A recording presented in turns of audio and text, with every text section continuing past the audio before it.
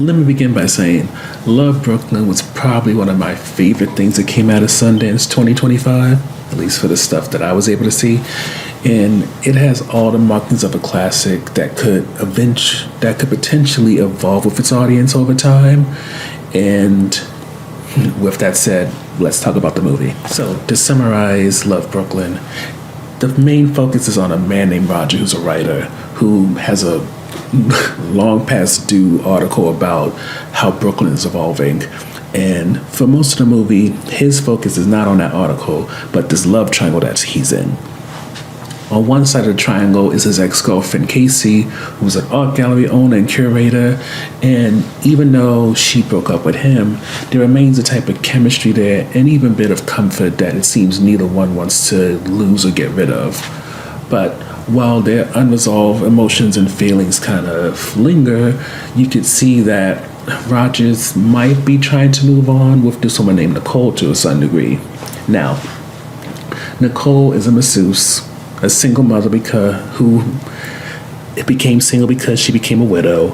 And if you know any type of New York women, Nicole is that type. She's a straight shooter, as is her daughter Allie, and it leads to moments where you see Roger confronted and pushed to have a real adult relationship and answers and conversations when it comes to what's going on in his life.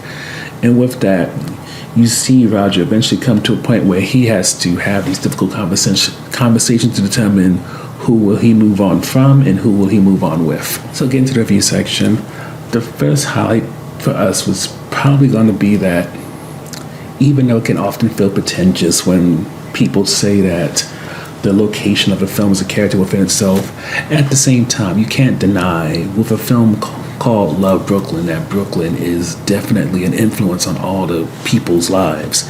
I mean, Casey and Nicole may come from different lives, but you can still see a sort of New York type of woman when you hear them talk and how they operate.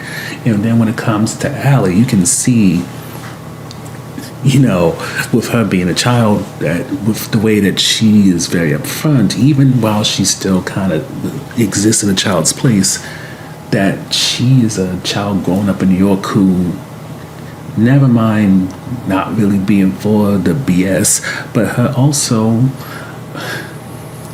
having a certain way of talking, having a certain way when it comes to what she finds funny. And it's just, maybe it's because a lot of times when I've watched movies and watched Q&As and they talk about the way New York is, it came from a different perspective. It's usually not black people saying that.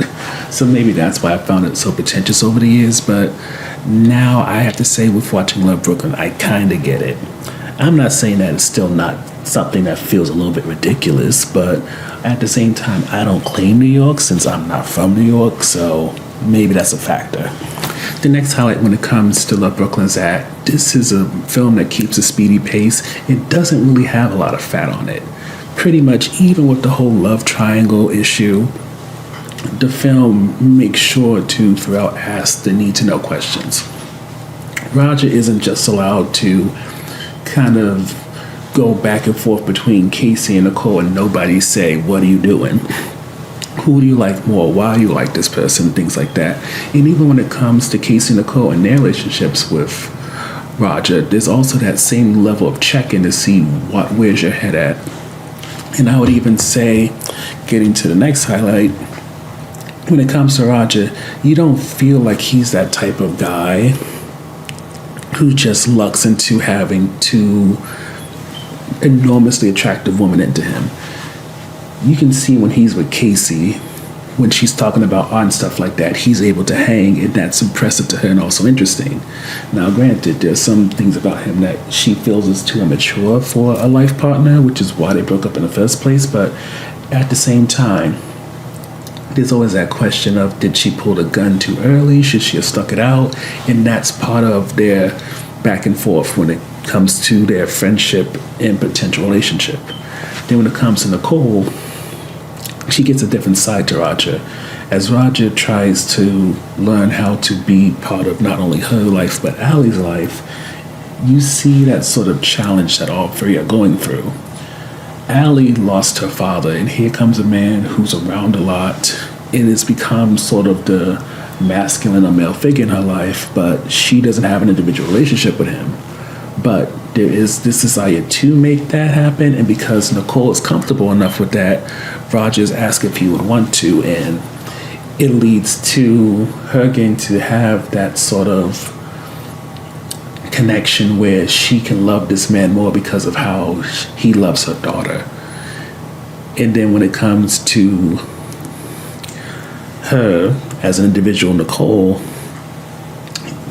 it's very interesting the way she talks about being someone who didn't break up with her ex but lost her ex because he died tragically, and how that affects her relationship with Roger creates this sort of complexity that I don't know if you can really fully understand without being someone who's a widow.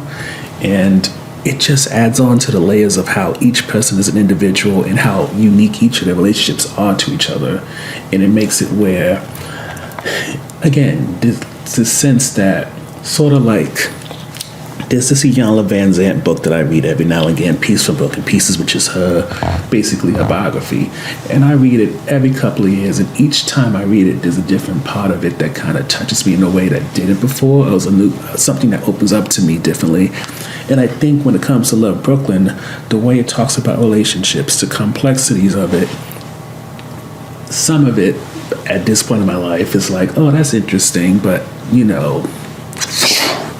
but as time goes on, like if I end up becoming a single parent, if I ever end up becoming a widow, if I'm break up with someone but we still have this thing going and I can't really let go, I can imagine for each character, each relationship, even the individual stuff they're going through, that there could be a further connection as I get older and experience different things that I just don't feel like a lot of movies really present to me. And I